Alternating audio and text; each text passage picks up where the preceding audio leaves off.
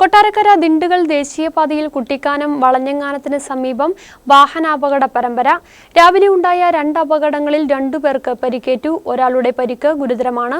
കൊട്ടാരക്കര ദിണ്ടുഗൽ ദേശീയപാതയിൽ കുട്ടിക്കാനം വളഞ്ഞങ്ങാനത്തിന് സമീപത്താണ് വാഹന അപകടങ്ങൾ നടന്നത്. രാവിലെ ഉണ്ടായ വ്യത്യസ്ത 2 അപകടങ്ങളിൽ 2 പേർക്ക് പരിക്കേറ്റു. ഒരാളുടെ നില ഗുരുതരമാണ്. ഇന്ന് രാവിലെയോടെ വളഞ്ഞങ്ങാനം വളവിൽ ചരക്ക് ലോറി അപകടത്തിൽപ്പെട്ടിരുന്നു.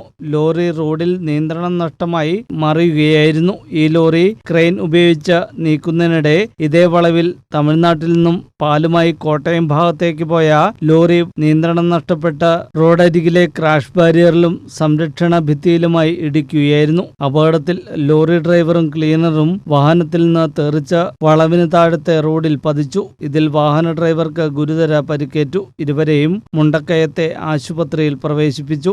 പാൽ കൊണ്ടുവന്ന ലോറി ഇടിച്ച് റോഡരികിൽ നിർത്തിയിട്ടിരുന്ന മറ്റൊരു കാറിനും കേടുപാടുകൾ സംഭവിച്ചു. ലോറി ഡ്രൈവറും ക്ലീനറും തമിഴ്നാട് സ്വദേശികളാണ്.